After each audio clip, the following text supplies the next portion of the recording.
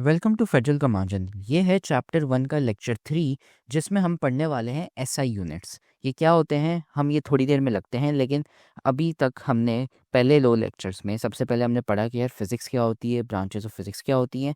और फिर उसके पिछले लेक्चर में हमने पढ़ा था कि फिज़िकल क्वांटिटीज़ क्या होती हैं और नॉन फिज़िकल क्वांटिटीज़ क्या होती हैं। अभी तक ये नोट्स बने हैं, तो अब है ना, इन नोट्स को हम कंप्लीट करने वाले हैं। अब हम पढ़ने वाले हैं 1.3 एसआई यूनिट्स। तो अब शुरू करने से पहले सबसे पहले आप चैनल को सब्सक्राइब कर लें। A complete set of units for all physical quantities is called system of units. The International System of Units is termed as System International, abbreviated as SI, a short form of French name System International des Units, which means International System of Units. यार ये ना यहाँ पे लंबी की गई है, आपको है ना बस ये जानना है कि SI यूनिट्स, SI जो है उसका फुल फॉर्म है सिस्टम इंटरनेशनल, ये आपको जानना चाहिए। ये क्या होते हैं यार, समझे। अब आपको टाइम जानना है, तो यार टाइम में सेकंड्स हो गए हैं या मिनट्स हो गए हैं या कितने दिन हो गए हैं या कितने घंटे हो गए हैं, आपको कैसे पता। लेट्स से आपका एग्ज़ाम है, तो यार वो कुछ घंटों में या फिर कुछ दिनों में या फिर कुछ महीनों में, क्योंकि जितना ज़्यादा टाइम होगा तो आपके पास सुकून होगा। वैसे ही जब आप सामान लेने जाते हैं, जैसे आप चिकन लेने जाते हैं या आप मछली लेने जाते हैं, तो आपको कैसे पता कि यार वो ग्राम्स में है या किलोग्राम्स में या टन में है।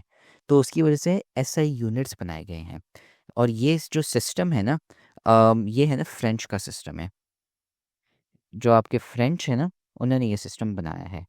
ठीक है, अब इसको हम कंटिन्यू करेंगे। और सबसे इम्पोर्टेंट बात, हमने इस चैप्टर के ग्रैंड टेस्ट का जो प्रैक्टिस टेस्ट है उसका लिंक हमने डिस्क्रिप्शन में डाल दिया। आप डिस्क्रिप्शन में जाकर ये ऊपर पहला लिंक है प्रैक्टिस ग्रैंड टेस्ट को, यहाँ पे जाएं और सॉल्व करें और प्रैक्टिस करें। यहाँ से आपने अगर प्रैक्टिस कर ली, आपके एग्जाम्स के अंदर एमसीक्यूज के अंदर 100% मार्क्स गारंटेड है। उसके अलावा अगर आपको हमारे फ्री नोट्स चाहिए, lecture, guest papers, model papers चाहिए, तो इस पहली वाली लिंक पे क्लिक करके आप हमारे चैनल को ज्वाइन हो जाए और दूसरी वाली लिंक को क्लिक करके आप हमारा व्हाट्सएप ग्रुप है इंपॉर्टेंट प्रीमियम, उसको ज्वाइन हो जाएं। ठीक है, अगर आपको ट्यूशंस वगैरह के अंदर एनरोल होना है, कोई डाउट है, तो ये हमारा व्हाट्सएप नंबर, इस पर क्लिक करेंगे आप डायरेक्ट व्हाट्सएप पे चले जाएंगे और तमाम बुक्स के पीडीएफ इस वाले यहाँ पर आखिरी वाले आपके पास गिवन है। आप यहाँ से कोई भी बुक उठा सकते हैं, आपकी जो मर्जी चाहे, सारी की सारी क्लासेस का। इसके साथ साथ आपसे रिक्वेस्ट है, आप चैनल को सब्सक्राइब और वीडियो को लाइक भी करते हैं। लिए हम लोगों ने आपके लिए एक पेज निकाल दी है हमारी, जिसके अंदर आपको फिजिक्स की पूरी तैयारी करवाई जाएगी और फिजिक्स की लाइव ऑनलाइन क्लासेस जूम पर दी जाएंगी। आपको पूरी बुक कवर करवाई जाएगी और आपको एग्जाम के हिसाब से भी प्रिपेयर किया जाएगा। चैप्टर टेस्ट होंगे, आपकी वीकली टेस्ट लिया जाएगा और सबसे इंपॉर्टेंट चीज़, आपके एग्जाम राइटिंग मेथड सेशंस दिए जाएंगे कि भाई एग्जामिनर को क्या चीज़ चाहिए, एग्जाम के पेपर के अंदर लिखते ही कैसे हैं। और सबसे इंपॉर्टेंट, हमारे guess paper, target paper, model paper जो हम देते हैं ना आपको, गेस पेपर, उससे 60 to 70% तो आपका पेपर लग ही जाता है, तो आपकी 70% तो तैयारी हो गई। और अल्हम्दुलिल्लाह अल्हम्दुलिल्लाह अल्लाह के शुक्र से हमारे बच्चों के 85 से 90% से अबव आ ही जाते हैं बिल्कुल आसानी से, जो इस चीज़ को फॉलो करते हैं। और इसकी फ़ी पता है पूरे साल की एक सब्जेक्ट की कितनी है? सिर्फ और सिर्फ 3,000 रुपये आप लोगों के लिए। पहले पिछले साल 12,000 थी, उससे बड़ी भी थी, लेकिन अभी आप लोगों के लिए हमने कर दी है सिर्फ और सिर्फ 3,000 रुपये। और जिससे आप लोग इजीली ले पाएँ पूरे साल, 1 ईयर के लिए हर चीज़ दी जाएगी। और आपको जो लाइव क्लासेस ली जाएंगी, आपको जूम पर दी जाएंगी, ठीक है, हमारी ट्यूशन में, और उसकी रिकॉर्डिंग्स भी आपको दी जाएंगी। अगर आपको रजिस्टर करना है, इस व्हाट्सएप नंबर पे मैसेज करें, आपको यहाँ पे हम बता देंगे कैसे पेमेंट करनी है और कैसे फ़ी भेजनी है, और आपको हम हमारे ऐड कर लेंगे। लेकिन ये सबसे बड़ी डील, जितना जल्दी लेंगे उतना आपके लिए फ़ायदेमंद होगा। SI base units. In SI, seven physical quantities are chosen as base, and their units are defined and standardized. These units are called base units. Each SI unit is defined carefully. अच्छा, अब इसमें से है ना, सिर्फ आपको ये पता है होना चाहिए कि यार SI क्वांटिटी है ना, उसमें हमने जैसे पढ़ा था ना फिजिकल क्वांटिटीज़, वैसे ही अभी फिजिकल क्वांटिटीज़ में हम SI सिस्टम पढ़ रहे हैं, तो उसमें 7 बेस क्वांटिटीज़ हैं। कौन सी 7 बेस क्वांटिटीज़ हैं वो अभी लिखते हैं। तो ये हैं हमारे एसआई बेस यूनिट्स, ये 7। सबसे पहले अमाउंट ऑफ सब्सटेंस। अब अगर आपको अमाउंट ऑफ सब्सटेंस कहना है, तो उसका जो शॉर्ट फॉर्म है वो लिखेंगे हम एन। ठीक है, अगर आप एन लिखते हैं उसका मतलब ये अमाउंट ऑफ सब्सटेंस। अब अमाउंट ऑफ सब्सटेंस होता क्या है कि यार फॉर एग्जांपल आपके पास कितने एटम्स हैं, कितना अमाउंट है। कोई सा भी आप मटेरियल ले लें, खाना हो गया, किसी में हर चीज़ में एटम्स होते हैं, तो हम कितने एटम्स हैं उसमें, तो हम उसको मेजर करते हैं मोल्स में। और मोल्स का जो सिस्टम है, जो यूनिट है, बेस यूनिट आपका मोल है। अब अगर आप कहते हैं लेट्स से फॉर एग्जांपल आप इक्वेशन लिख रहे हो कुछ भी, तो आप उसमें लिखेंगे 6 मोल, MOL। जब आपके पास आंसर आएगा आपका यूनिट है ना वो ऐसे होगा 6 मोल। जैसे फॉर एग्जांपल टाइम होता है, ठीक है, तो टाइम सेकंड्स में मेजर किया जाता है, वो उसका बेस यूनिट है। घंटे, दिन, उन सब में भी आते हैं, ये मैं भी एग्जांपल के लिए बता रहा हूँ। तो आप लिखते हैं 30S। 30S का मतलब क्या है? 30 सेकेंड्स, 30 सेकेंड्स हो चुके हैं। वैसे ही 6 MOL का मतलब है 6 मोल्स, मतलब 6 मोल्स ऑफ एटम्स वहाँ पे पड़े हुए हैं, ठीक है, ये है। फिर उसके बाद आ गया इलेक्ट्रिक करंट। इलेक्ट्रिक करंट को हम लिखते हैं शॉर्ट फॉर्म में, क्योंकि आप देखेंगे कि यार अमाउंट ऑफ सब्सटेंस और इलेक्ट्रिक करंट ये बहुत लंबे लंबे वर्ड्स हैं, तो उनका शॉर्ट फॉर्म हम लिखते हैं इलेक्ट्रिक करंट का आई, ठीक है। अगर हम आई लिखते हैं तो उसका मतलब कैपिटल आई, तो उसका मतलब है कि यार करंट की बात हो रही है, बिजली की बात हो रही है। अब बिजली में कि उसको एम्पेयर से मेजर किया जाता है। For example 4 ampere, 4A।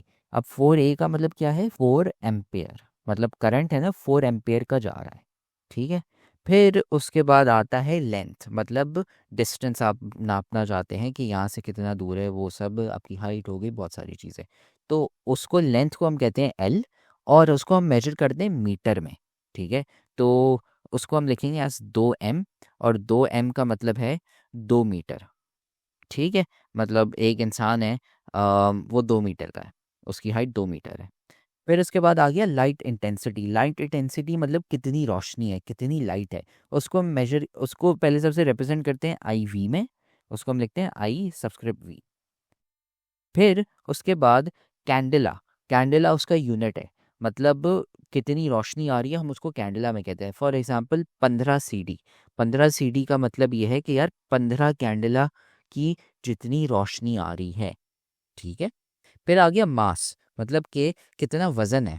तो मास को हम केजी में लिखते हैं, तो हम लिखते हैं फॉर एग्जांपल 70 kg, ये एक इंसान का यूजुअली होता है। तो इसका मतलब है यार 70 किलोग्राम की, यार जो मेरा वजन है वो 70 किलोग्राम है, ठीक है। और टाइम को मैंने आपको बता दिया था शुरू में एग्जाम्पल के लिए। फिर टेम्परेचर आ गया। टेम्परेचर मतलब यार कितना गर्म है, कितनी ठंड है, ये सब।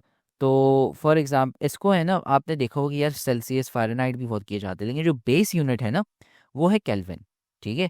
जैसे टाइम है वो सेकेंड्स, दिन, घंटे, बहुत सारी यूनिट्स में किया जाता है, लेकिन जो बेस यूनिट है वो है सेकेंड। वैसे ही टेम्परेचर का है ना बेस यूनिट है केल्विन। सेल्सियस भी है लेकिन वो डिराइव्ड है, बेस यूनिट क्या है? केल्विन। तो इसके लिए हम लिखेंगे यहाँ पे फॉर एग्जांपल 50K, ठीक है, इसको हम ऐसे लिखते हैं, तो इसका मतलब है 50 केल्विन, ठीक है। तो ये हैं आपके SI बेस यूनिट्स। ये जो मैंने यहाँ पे 7 लाइनें लिखी है ना, ये आप मतलब याद कर लें, रट लें कैसे भी करके, ये आपको पता होने चाहिए, और ये MCQs में बहुत आते हैं, ये बहुत काम की चीज़ें हैं, ठीक है। ये हो गए आपके SI बेस यूनिट्स, ये 7। उनके फिर यूनिट्स मैंने लिख लिए और उनके शॉर्ट फॉर्म्स लिख लिए कि यार अगर आप लिखने वाले हैं ये जो, जैसे मैंने 6 MOL लिखा है, 4A 2 मीटर, आपके आंसर्स इस फॉर्म में होंगे। और अगर आप सेंटेंसेस लिखेंगे तो वो ऐसे ही होंगे, ये जो राइट साइड पे 70 किलोग्राम, 50 केल्विन, 4 एम्पेयर, ऐसे ही हो, ठीक है। फिर हम आते हैं SI डिराइव्ड यूनिट्स में, ठीक है। डिराइव्ड यूनिट्स क्या होते हैं? हमने पहले पढ़ा था यार, डिराइव क्वांटिटीज ऐसी होती हैं जो बेस क्वांटिटी से बनती हैं, ठीक है। अब जैसे फॉर एग्जांपल यहाँ पे लंबी की गई है, मैं आपको है ना शॉर्ट में बताता हूँ। Let's say for example area हो गया। यार एरिया है ना, हमने लेंथ पढ़ लिया था। लेंथ में क्या होता है? मीटर खाली होता है। लेकिन जो एरिया होता है, एरिया क्योंकि 2 लेंथ से बना होता है, तो उसमें metre times metre, metre square होता है। उसका मतलब क्या है कि यार एरिया है वो मीटर स्क्वायर से, ठीक है। वैसे ही स्पीड हो गई। स्पीड किससे बनी होती है? लेंथ और टाइम से, कि यार आप कितना डिस्टेंस ट्रैवल कर रहे हैं और साथ में कितने वक्त में ट्रैवल कर रहे हैं, तो वो मीटर लेंथ और टाइम सेकंड्स दोनों से बन रहा होता है। तो ऐसे करके हज़ारों डिराइव्ड क्वांटिटीज़ होती हैं, ठीक है। लेकिन जो काम की हैं, जो आपके सिलेबस में होने वाली हैं, वो ये डिराइव क्वांटिटीज़ हैं। अब ऐसा ही डिराइव क्वांटिटीज़ है ना, अब लिखते हैं नोट्स में। तो ये हैं आपके डिराइव्ड यूनिट्स।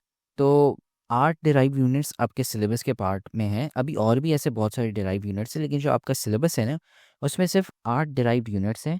अब ये जो यूनिट्स है ना, ये आप पहली दफ़ा देख रहे होंगे अभी फ़िलहाल, लेकिन जैसे ही हम और चैप्टर्स कवर करते जाएंगे तो आपको पता होगा कि यार अच्छा प्रेशर क्या होता है और उसका ये आया कैसे। अभी फ़िलहाल सिर्फ नोट्स बनाने के लिए, सिर्फ the purposes of notes only मैं ये कर रहा हूँ, मैं सारे यहाँ पे लिख रहा हूँ और मैं हल्का सा समझाऊंगा। अभी फ़िलहाल होगा ये कि ये जो बेस और डिराइव यूनिट्स वाला जो चैप्टर है ना, आपका सबसे पहला काम ये है कि आप सबसे पहले सारे चैप्टर्स पढ़ लें।